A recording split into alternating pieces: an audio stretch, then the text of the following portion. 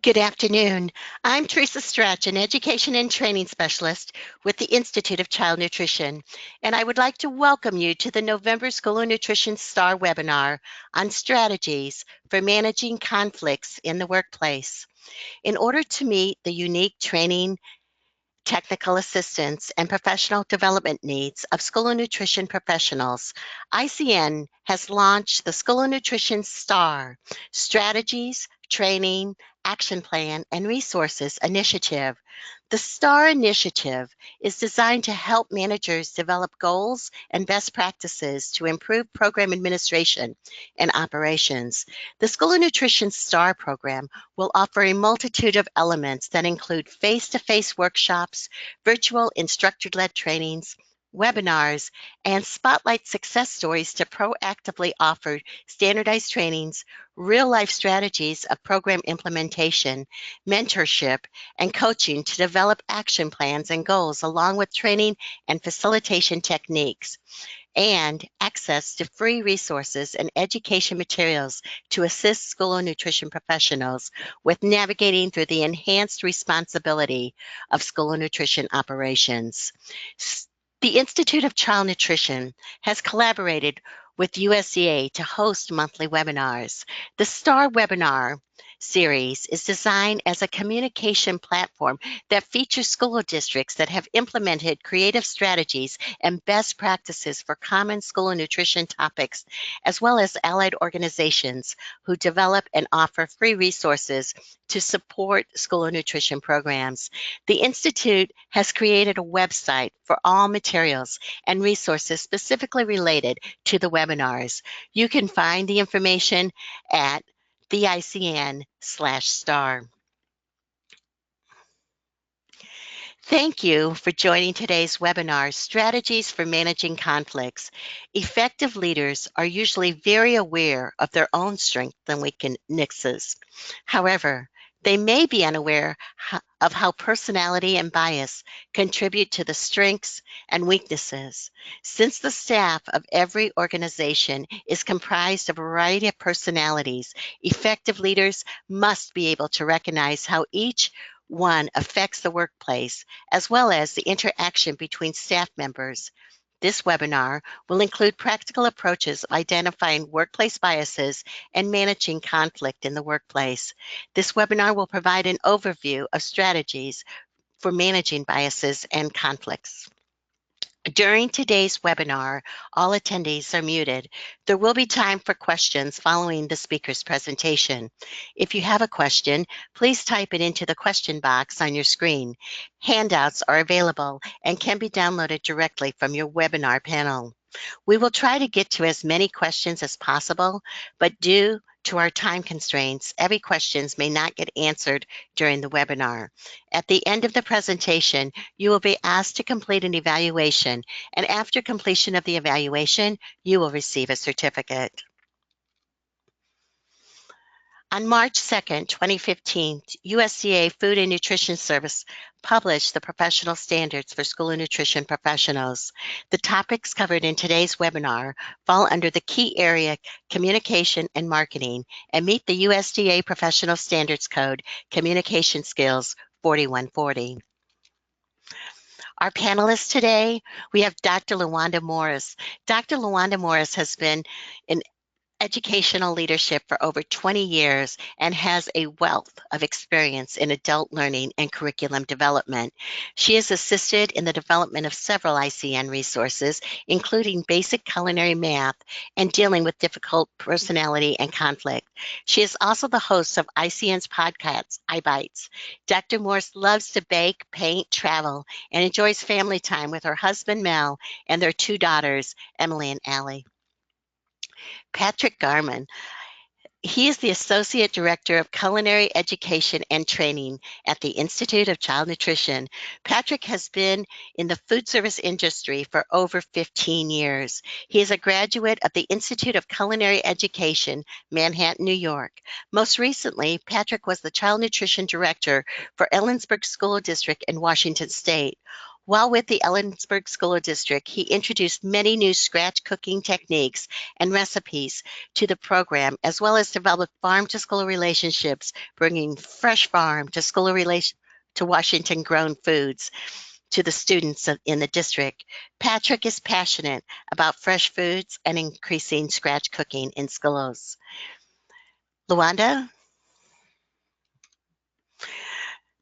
today our learning objectives are: attendees will be able to develop strategies to identify differences between implicit and explicit biases, and attendees will also be able to identify strategies to manage conflicts in the workplace. Luanda? Hi, Teresa.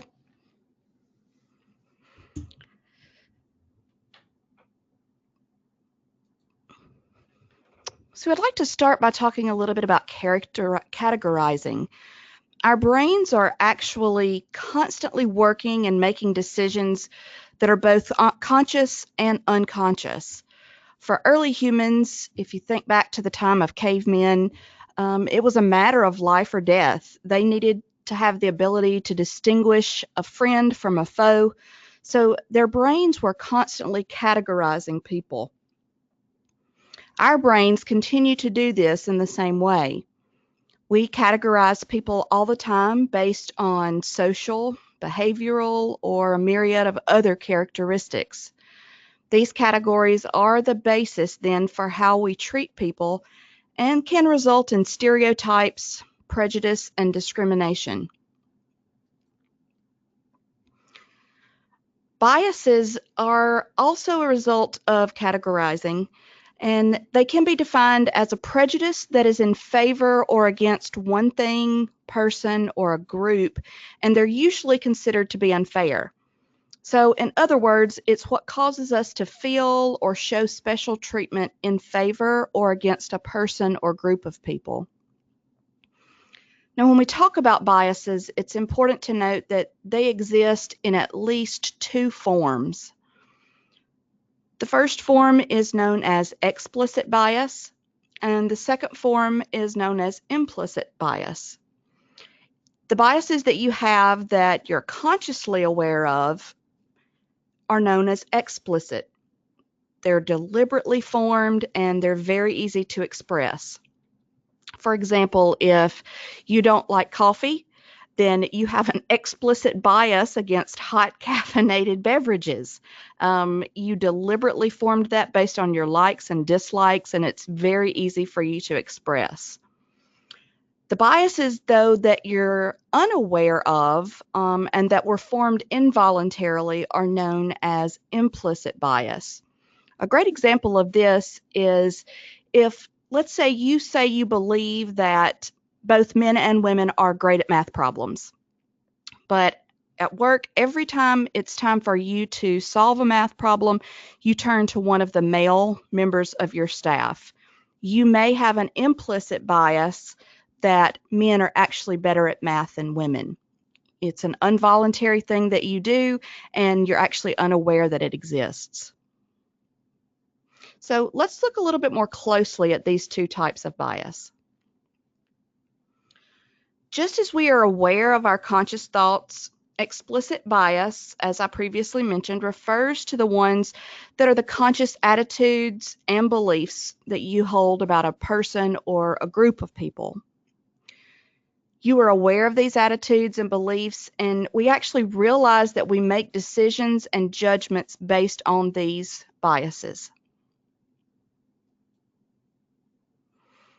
Unfortunately, implicit or unconscious biases are a lot more difficult to address because they are either unclear of where they came from or we're unaware that we hold them.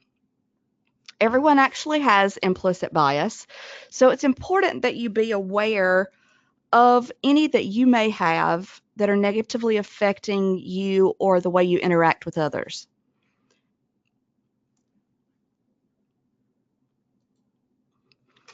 One of our jobs as leaders is to effectively respond to difficult situations and to help mediate or diffuse conflict. which we all know only serves to prevent or sidetrack our teams from achieving their common goals. Everyone responds to conflict in a different way. I tend to avoid conflict. It's important to know that we also use different resolution techniques or strategies. Not that anyone is better than another, but it's important to realize that everyone uses different ones. The specific ones used often depends on who is involved and past experiences you may have with conflict resolution. Think for a second about experiences that you have had dealing with conflict. Over the course of your life, especially as you were growing up, think about, was conflict used to solve problems, or was it avoided at all costs? By understanding the causes and value of conflict and the value it has played in your life, you gain a better understanding of how you respond or how you choose to address issues. Conflict usually occurs because team members represent unique combinations of personalities, experience, knowledge, and skills. Expect conflicts and disagreements to develop, but it's important that you as a leader work to minimize them. If conflict is unavoidable, which we all know sometimes happens, we have to work to resolve the conflict. We simply cannot ignore it. You want to focus on achieving a win-win resolution, because not all conflict has to result in a win-lose situation. Unfortunately, our best laid plans for resolving conflict sometimes miss the mark because we are unaware of those underlying causes that we mentioned early, the implicit biases that you may be unaware of. So let's consider some of the most common causes of conflict. The first one is misunderstanding. This is when individuals do not hear what is being said. Perception, as we all know, is reality for people, regardless of what the intentions are. The second common cause is personality clashes, or our personality clashes. These arise when individuals do not value others' differences.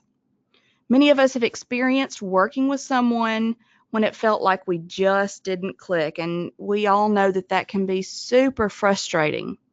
If you tend to address things head on, but you have a coworker who is more covert in the way they address issues, that can definitely be a personality clash if you are more direct. Competition for resources is another common cause. Now, this happens when employees believe that they are better off competing for resources rather than cooperating. In the child nutrition kitchen, this could be cutting boards, this could be time, this could be particular jobs that they're competing for.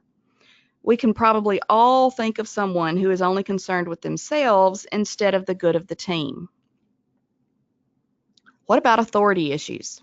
We definitely can't overlook this one. This is when employees lack confidence in their leaders, or they actually perceive an overuse of authority. Let's talk about these four other ones. Lack of cooperation is yet another cause.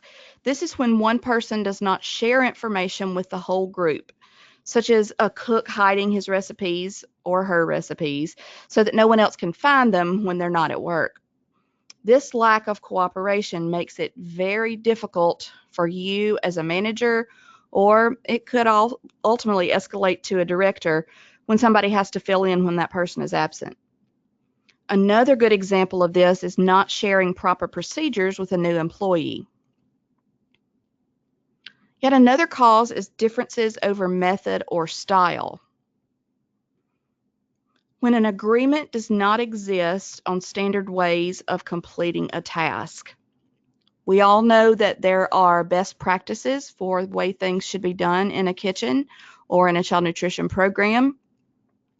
And often we've heard an employee say, well, I've been doing it this way for 20 years. Why should I change now? So it's important to understand that those differences do exist. Low performance, sadly, is another cause. This is when individuals are not working to their potential. And then finally, the last one we'll talk about is value or goal differences.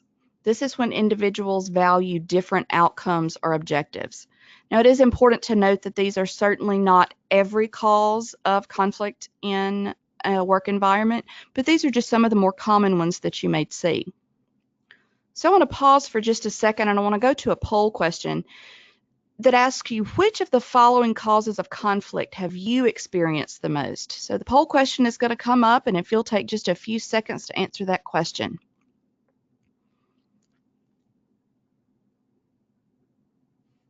We'll leave this up for a few seconds, and then let's see what everybody has to say.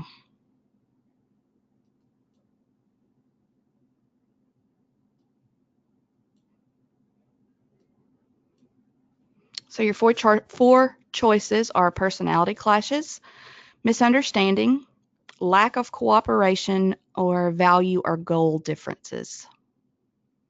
Which one have you experienced the most?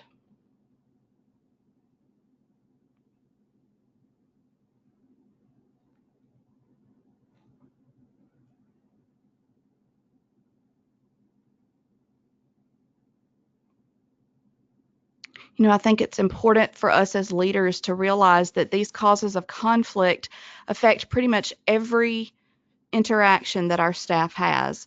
So although you may never have taken the time to stop and think about what causes the conflict, it's definitely important as you try to mediate issues between your staff members and or try to prevent them from occurring, that you do stop and think what could be some of those causes.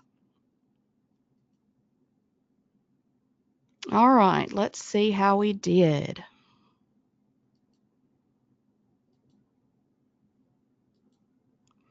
All right, we've got personality clashes at 45%. Our next highest was misunderstandings. Next, we've got 20% at lack of cooperation, and then the value or goal differences at 11%. This is pretty common to see that the personality clashes hit at the top. You can always joke, and I'm sure you've heard, personalities are like belly buttons. We all have them. It's the same type situation. Everybody has a personality.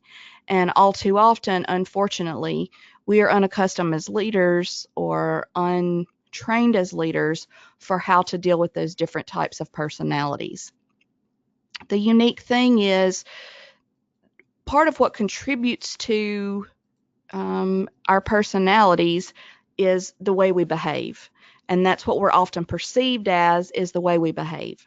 As a leader, we have to actually learn to separate that behavior or that personality from the person. Regardless of the cause, we cannot identify a person with their behavior because we don't always know the reason behind why that person is behaving a specific way. You never want to define a staff member or a coworker by their behavior. We only want to identify non-productive behaviors so that you can address them more effectively. As a leader, it's important for you to also help your team members recognize any of the behaviors that are considered non-productive so that they can exhibit, that they may be exhibiting, to actually increase the effectiveness of your workplace and to assist them in professional growth. There's actually a handout for the webinar, if you will look in the handout section, and it's called the Big 8. This list contains the 8 most common non-productive behaviors, along with suggested management strategies for those behaviors.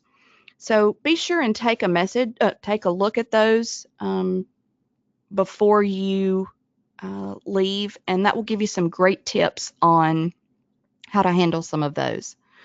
I see some questions popping up, so at the end of the presentation, I'll be sure and address those questions if I can.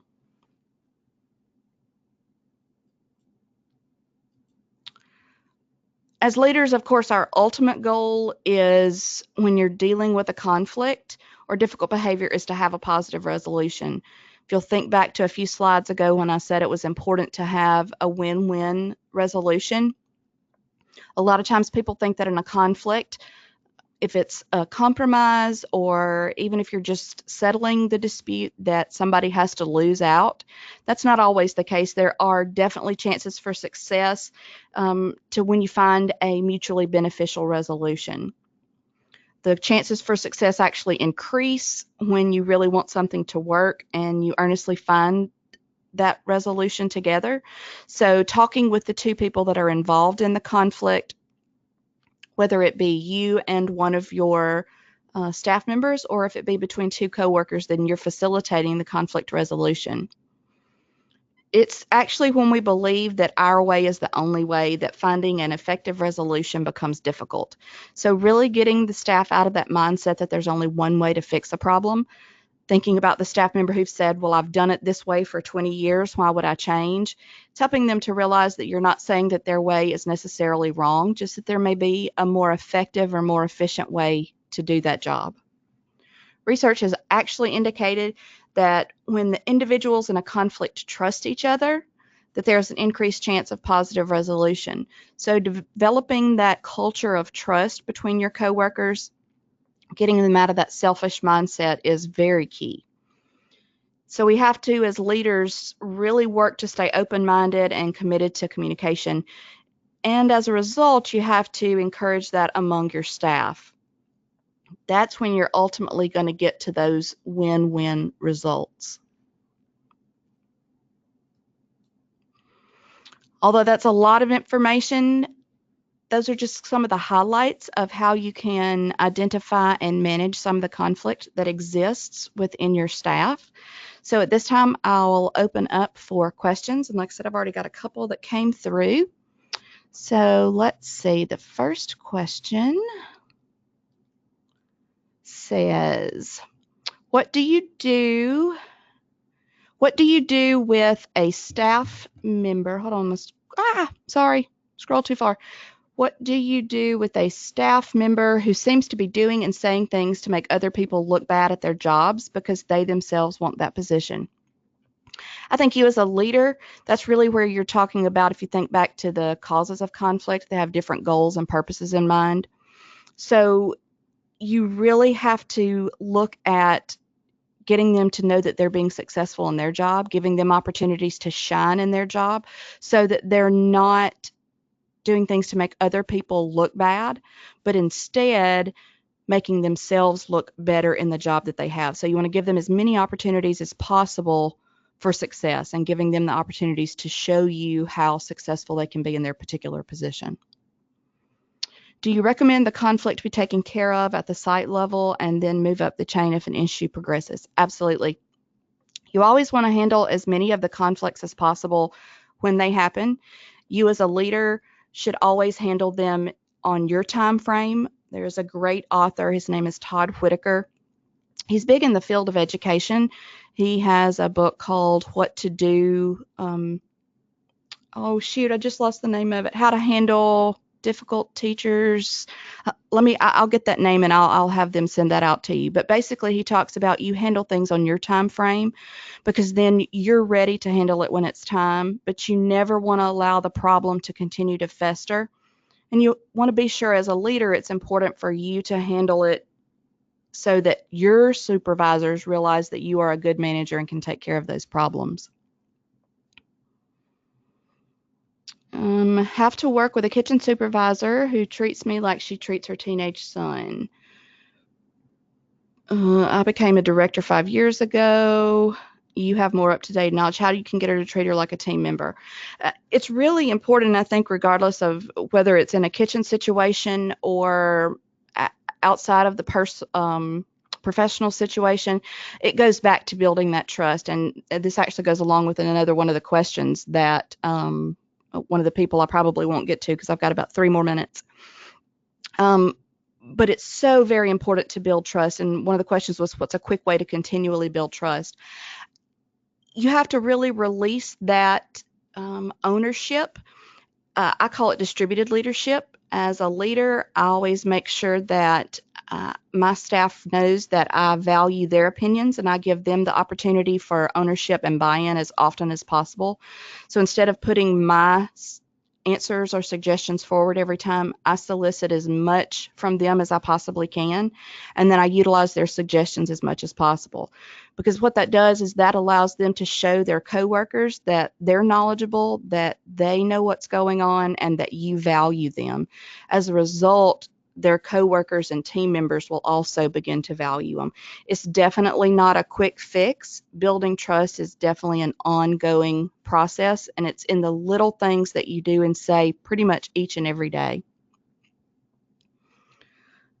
One of the other questions that we had, I'll answer this and then I will pass it over to Patrick, is do I believe in using the DISC assessment and emotional intelligence to help manage conflicts in the workplace? If you've not had a chance to look at the online Managing Personalities and Conflict course, I actually talk a lot about different types of personality assessments. I don't think you can ever underestimate knowing your coworkers and staff better. I've never used the DISC assessment. I've used a couple of other ones. I'll be glad to share those with you if you're interested. But when you really find out what drives people, we talk a lot in that same course about the generational differences and how that contributes to the way people view their work, how they perform at work, their attitudes and their beliefs. And it's amazing from a leader perspective how that really impacts the way you interact with people once you find out what drives them. I personally, I don't need a lot of praise, but I have staff members who I know do need a lot of praise. If I didn't know that, I wouldn't be an effective leader for that staff member. So I think doing those type of assessments are sometimes more beneficial for you as a leader than for the staff member who's actually finding out what their personality assessment is. There are tons of other questions that came in. Thank you so much for sending those. I will respond to each of those and we will get those out to you after the webinar, but I don't want to take up too much of your time, and I certainly want to leave enough time for Patrick. This is one of those topics that you could really talk about almost all day. So thank you so much for giving me this opportunity, Teresa and ICN, to share with you all these tips and strategies. So for now, I'm going to turn it over to Chef Patrick.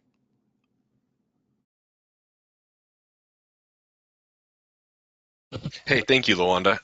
Let me get my screen up here real quick.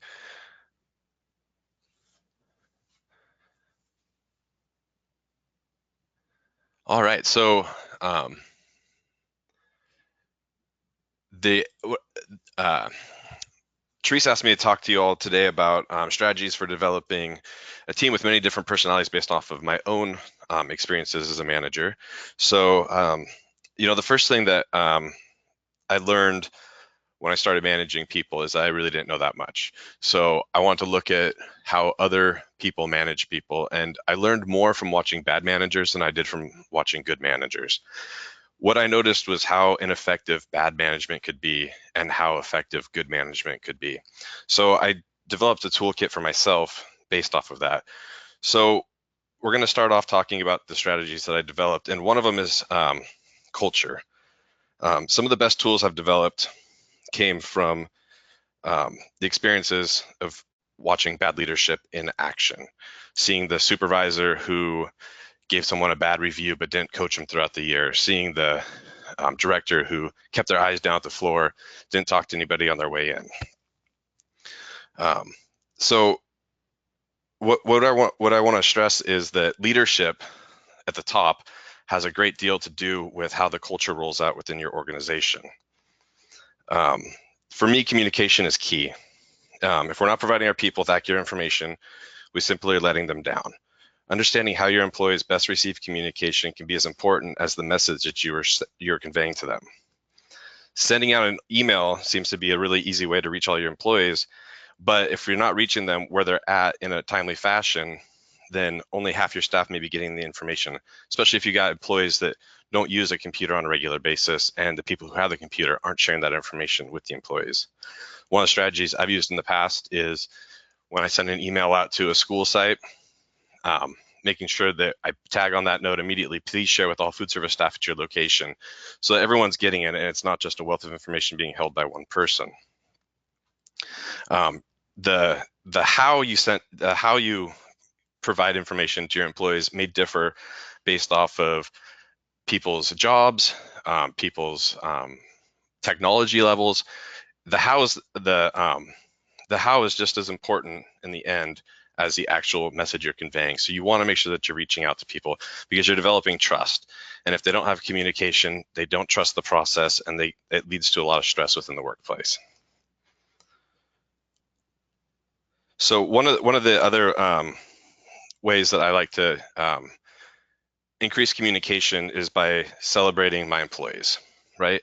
Rather than dwelling on all the negatives that might be happening in their performance, celebrating their victories and using coachable moments rather than using the dogmatic approach of utilizing write-ups as a way to coach and train employees. I think we've all experienced the situations where you have managers who are constantly threatening employees with a write-up, and it scares people. It gets them set into a mentality where they've lost trust and they don't feel comfortable doing things in any other way. They don't want to be innovative. They don't want to add to the culture.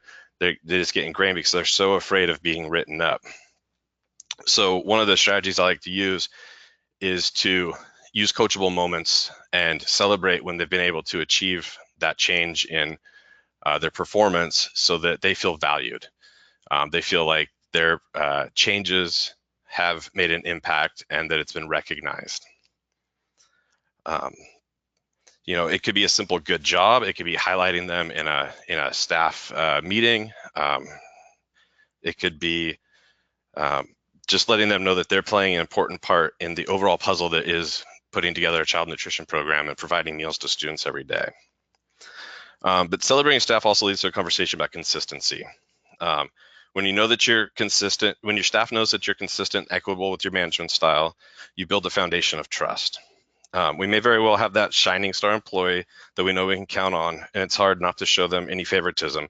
But it's critical to provide all your employees with the same level of attention, focus, and equitable coaching and praising. If we spend too much time celebrating one employee over others, resentments are bound to grow. Make sure each employee knows that they're valued and valued equally. Invest your time in them, and they will invest their time in their work and make you and your operation look good. One of the best practices that I've developed in making sure that you're being consistent is ensuring that your staff has a clear understanding of their job and your expectations of their performance. Developing, revising, and updating job descriptions is critical in developing a positive culture. Employees become frustrated and unengaged when they do not know what is expected of them. Make sure the job description is clearly presented to the employee so they have a clear understanding of what's being asked of them.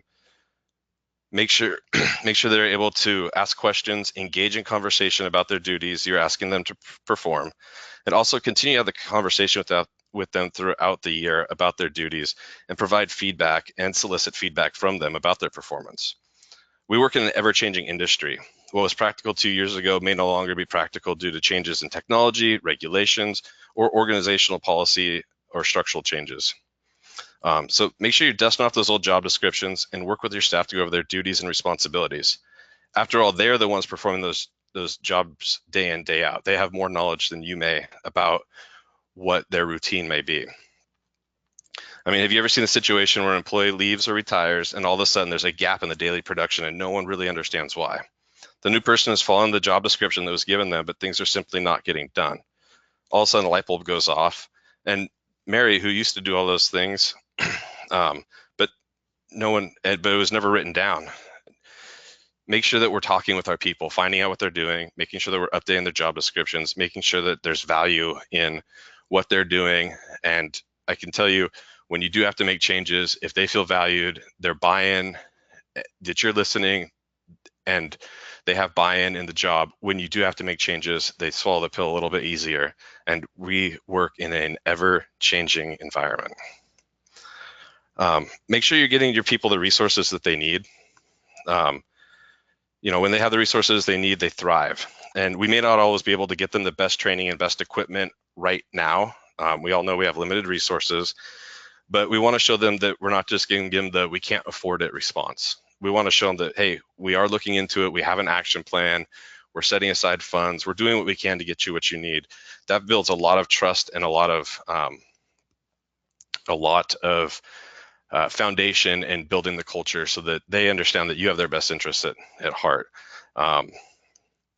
So one of the ways that I've done trainings in the past, because we have so many people with different learning styles, is I've tried to vary the way that we do our trainings. We've done face-to-face, either in small groups. We've done whole staff trainings, utilized SNAs, used web-based trainings. And the reality is everyone learns it a little bit differently. I had an employee that just really kind of struggled with meal pattern, and we presented it in multiple different forms, and I used the state-based training that we had in our state, and used the exact same slides and the exact same verbiage that they had used, and she still was struggling with it. And we went to an SNA or a state training, and the presenter from the state presented the exact same information, but it was the manner in which she presented it. And all of a sudden that employee had that aha moment and everything clicked. So sometimes it's about finding different modalities to get the employees the information that they need. Every organization I've been in, the leader, every organization I've been in has not always been all roses. And, it's about learning from your mistakes and making sure that, I've always lived under the practice that leave it better than I found it. So I may have come into a place with not the best culture, done everything I could to change that tide, built people up, made sure they felt valued, made sure that they had buy-in in what they were doing. And that way, when I left, I felt good that I had given them the resources they needed to succeed as I moved on. So what are some of the strategies with dealing with,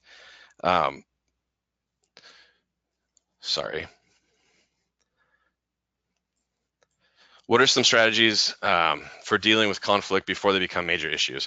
So it goes back to communication. Everyone receives, you want to make sure that everyone on your team is receiving the same information. If only half your team's receiving the information, then it's going to lead to a lot of frustration and struggles because half of them are operating in one direction, half are operating in the other.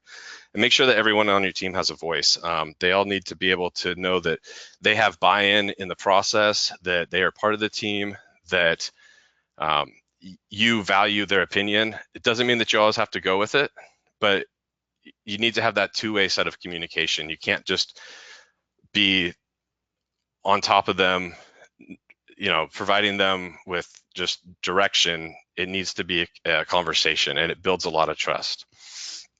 One of the things that I've done in the past is made sure that I've had an open door policy with my staff. You can learn a lot about your staff with an open door policy. Make sure that it's productive conversation that's happening in there and you don't have people just hanging out in your office.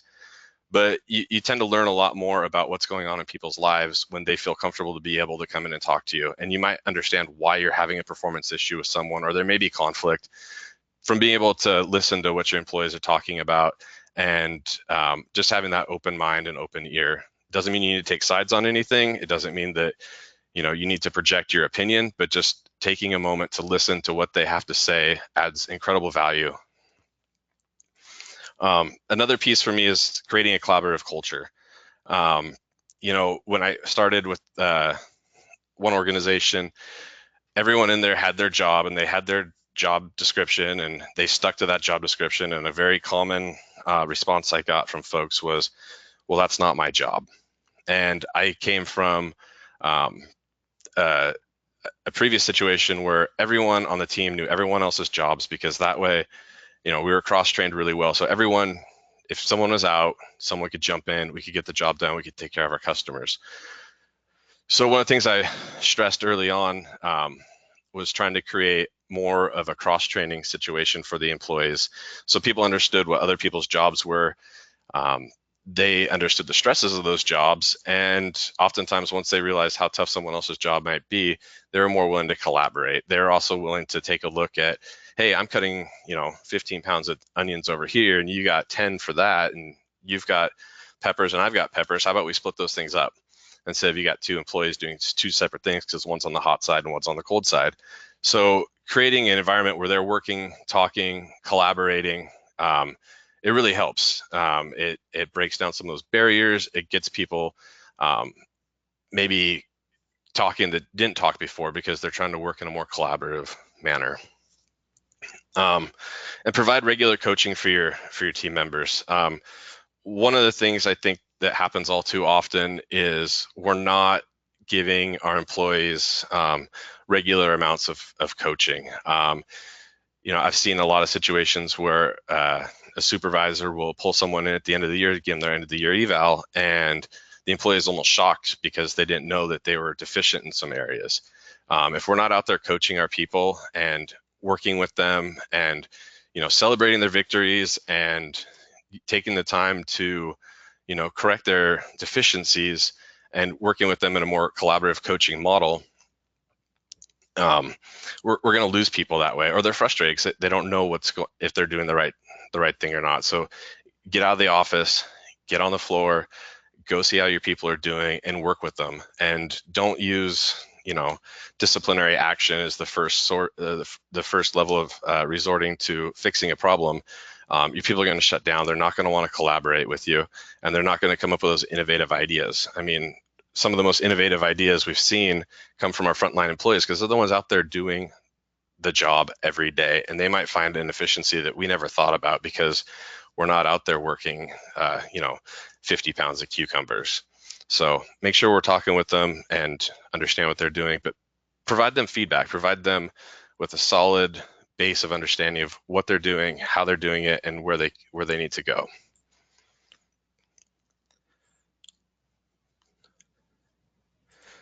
So next, we're going to look at what are some of the signs that there may be some conflict in the workplace.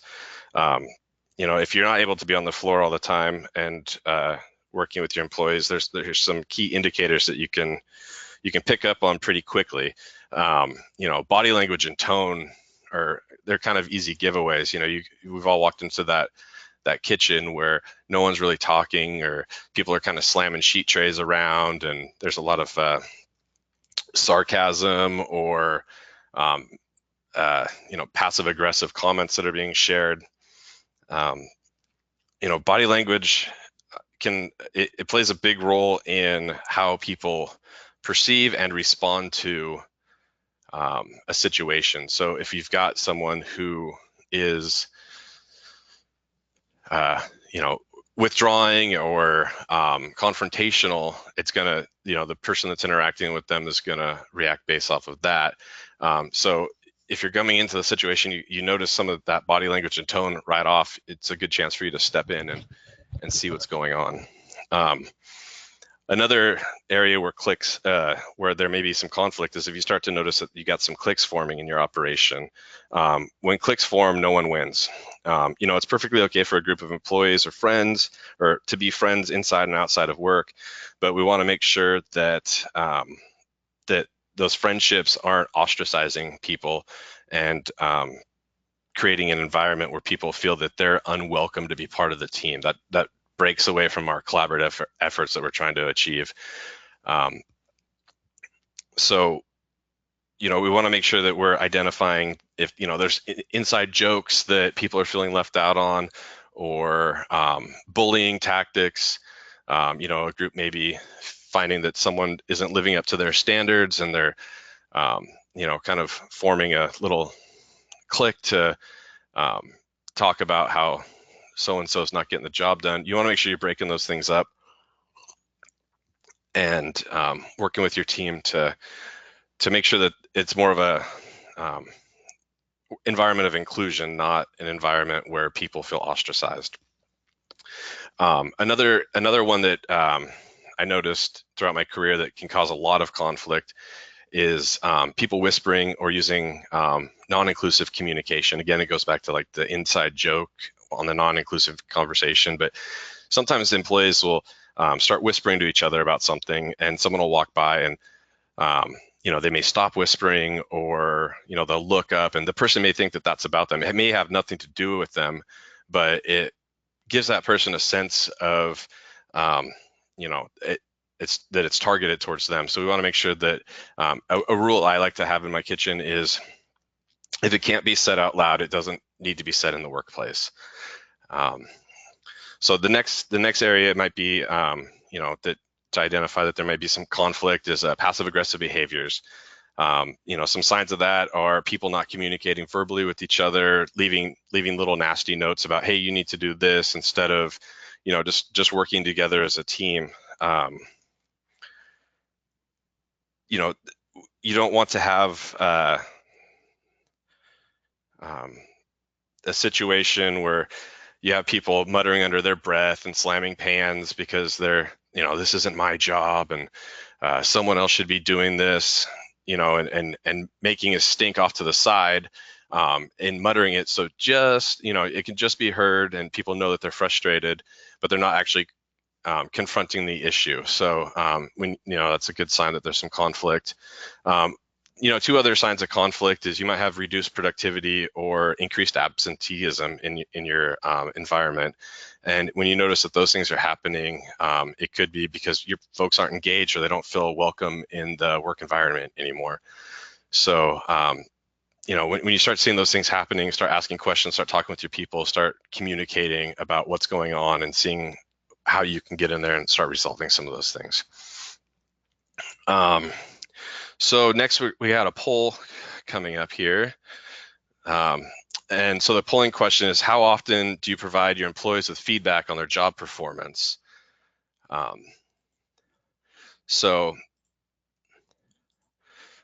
we providing our employees with weekly, monthly, quarterly, or only during the end of the year? And it's okay to be honest in this one.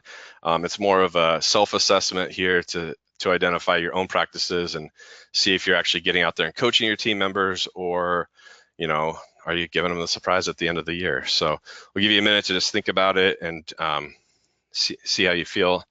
And again, this is a self-assessment, no judging. It's just an opportunity to do a little bit of self-reflection.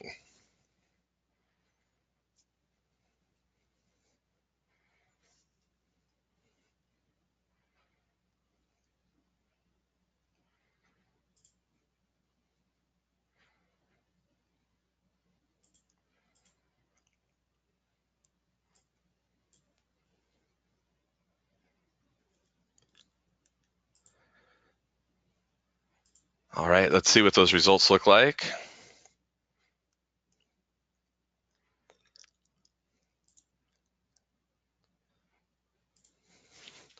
Okay, so it looks like the majority of you are doing weekly and monthly. That's great. I think it's really important that we're getting out there working with our people. It looks like some are doing it quarterly, and I understand you can only get out to your locations so often. We're all pretty busy, so it looks like we got very few that are giving people the surprise review, so that's good. All right, so next we're going to go into some questions, and it looks like we have some questions that have come in. So we'll answer a few of these. We've only got a couple minutes, so I'll see which ones I can get to quickly. So one question is, can you recommend ways to help break up cliques when they're forming? One of the strategies that I've used in the past is to, interject in finding ways to make the environment more inclusive for the employees, developing some sort of an activity where they all have to work together.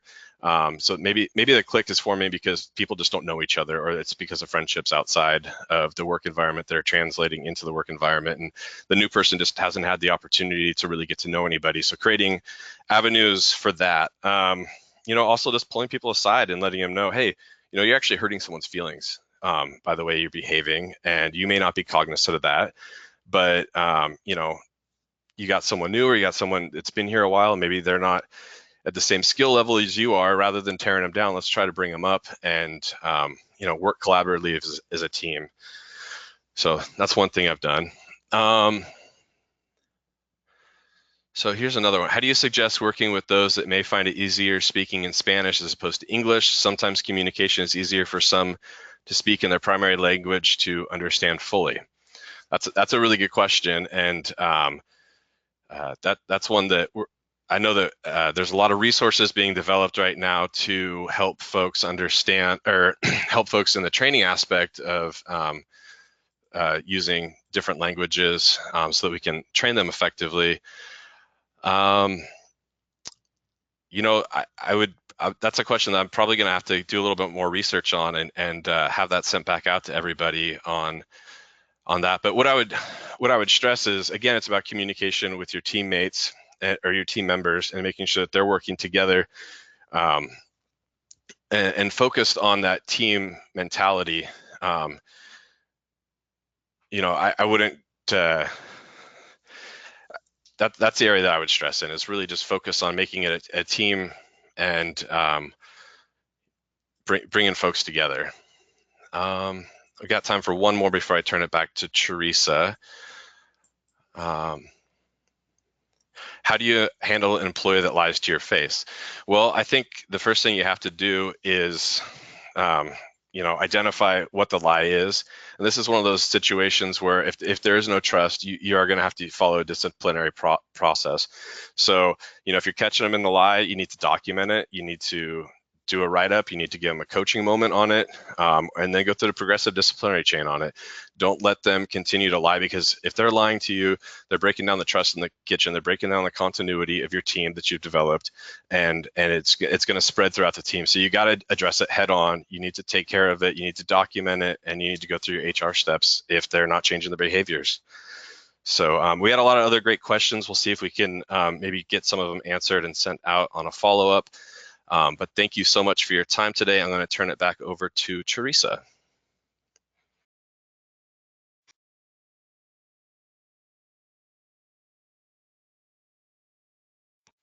ICN has several resources specifically on human resources, so please visit the link on the slide. This is the resource that Luanda mentioned earlier in her presentation, and also check out some of the other ICN resources.